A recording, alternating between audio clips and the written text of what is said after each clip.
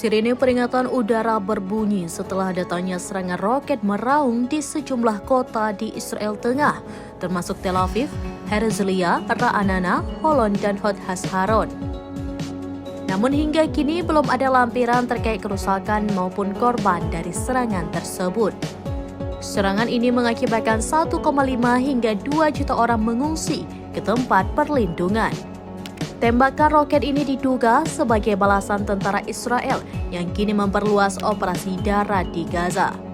Perluasan operasi darat Israel di Gaza ini mengakibatkan banyak penduduk mulai ketakutan. Namun, sejumlah bantuan juga sudah mulai bisa masuk ke jalur Gaza. Badan Bantuan dan Pekerjaan PBB untuk Pengungsi Palestina atau UNRWA mengatakan ribuan warga Palestina yang putus asa akibat pengepungan total dan pemboman selama 3 minggu mulai masuk ke beberapa gudang mereka di jalur Gaza mengambil gandum, tepung, dan barang-barang kebutuhan pokok lainnya. Ketua UNRWA di Gaza, Thomas White, mengatakan hal ini menjadi tanda yang mengkhawatirkan karena tatanan sipil mulai rusak.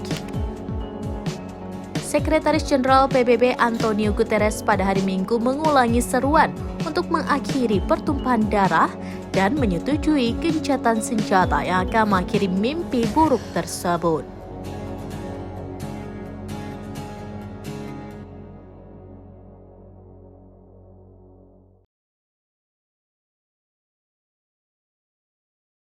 Download Tribun X sekarang, menghadirkan lokal menjadi Indonesia.